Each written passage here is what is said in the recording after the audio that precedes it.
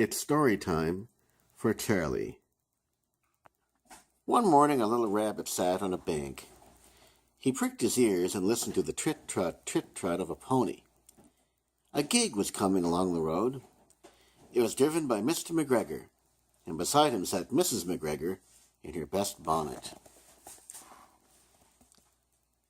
As soon as they had passed, little Benjamin Bunny slid down into the road and set off with a hop, skip, and a jump to call upon his relations, who lived in the wood at the back of Mr. McGregor's garden.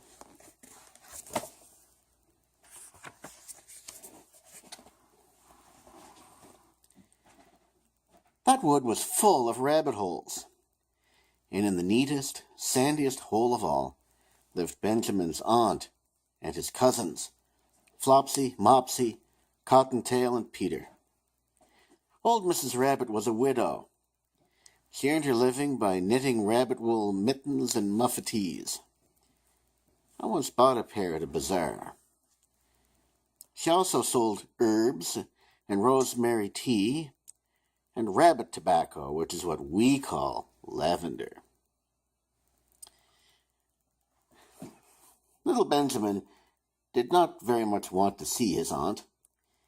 He came round the back of the fir tree and nearly tumbled upon the top of his cousin Peter. Peter was sitting by himself. He looked poorly and was dressed in a red cotton pocket handkerchief, like that. "Peter," said little Benjamin in a whisper, "who has got your clothes?"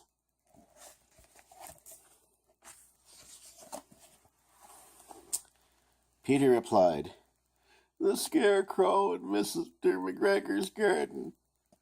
And he described how he had been chased about the garden and had dropped his shoes and coat. Little Benjamin sat down beside his cousin and assured him that Mr. McGregor had gone out in a gig, and Mrs. McGregor also, and certainly for the day, because she was wearing her best bonnet. Peter said he hoped that it would rain. At this point, old Mrs. Rabbit's voice was heard inside the rabbit hole, calling, "Cottontail, Cottontail, fetch me some more chamomile." Peter said he thought he might feel better if he went for a walk.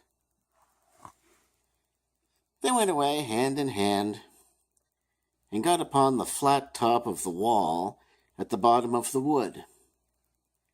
From here, they looked down into Mr. McGregor's garden. Peter's coat and shoes were plainly to be seen on top of the scarecrow, topped with an old tam-o'-shanter of Mr. McGregor's. Little Benjamin said, "It spoils people's clothes to squeeze under a gate. The proper way to get in is to climb down a pear tree."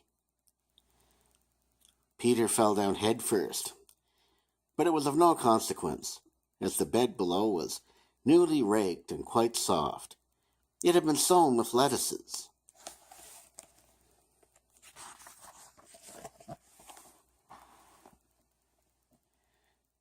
They left a great many odd little footmarks all over the bed, especially little Benjamin, who was wearing clogs. Little Benjamin said that the first thing to be done was to get back Peter's clothes, in order that they might be able to use the pocket handkerchief. They took them off the scarecrow.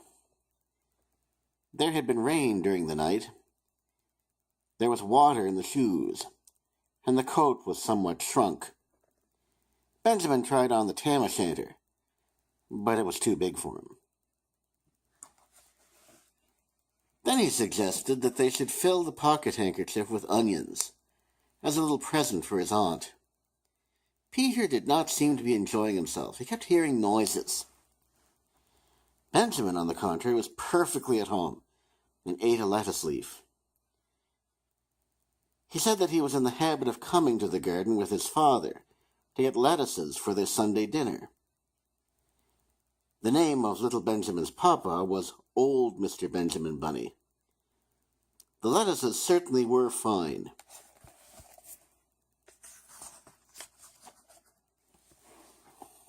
Peter did not eat anything. He said he should like to go home.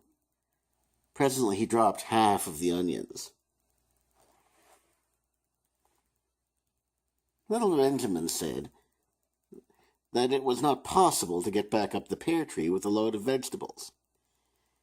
He led the way boldly toward the other end of the garden. They went along a little walk of planks under a sunny red brick wall.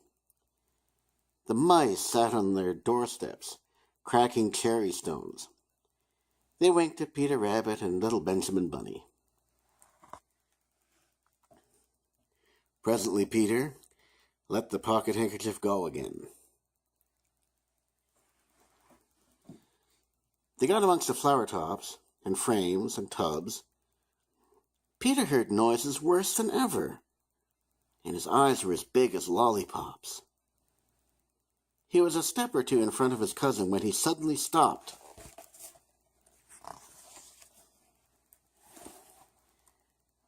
This is what those little rabbits saw around the corner.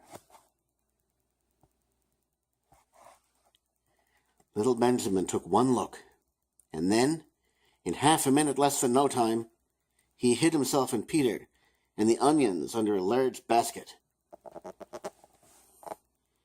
The cat got up and stretched herself and came and sniffed at the basket. Perhaps she liked the smell of onions. Anyway, she sat down upon the top of the basket. She sat there for 5 hours. I cannot draw you a picture of Peter and Benjamin underneath the basket, because it was quite dark, and because the smell of onions was fearful. It made Peter Rabbit and little Benjamin cry. The sun got round behind the wood, and it was quite late in the afternoon, but still the cat sat upon the basket. At length there was a pitter-patter, pitter-patter, and some bits of mortar fell from the wall above. The cat looked up and saw old Benjamin Bunny prancing along the top of the wall of the upper terrace. He was smoking a pipe of rabbit tobacco and had a little switch in his hand. He was looking for his son.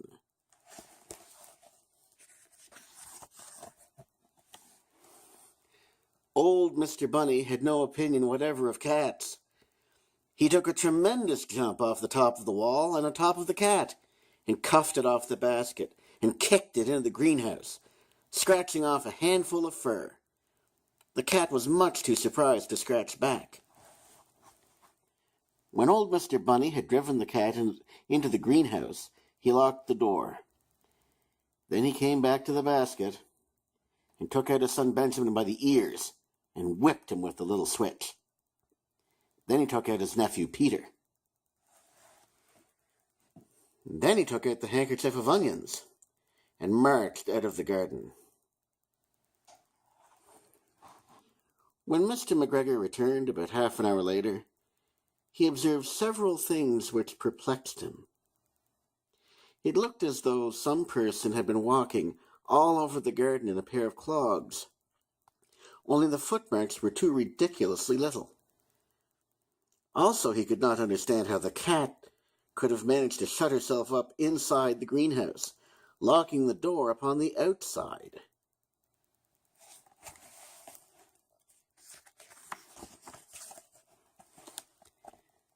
When Peter got home, his mother forgave him, because she was so glad to see that he had found his shoes and coat. Cottontail and Peter folded up the pocket handkerchief, and old Mrs. Rabbit strung up the onions and hung them from the kitchen ceiling with the bunches of herbs and the rabbit tobacco. The end.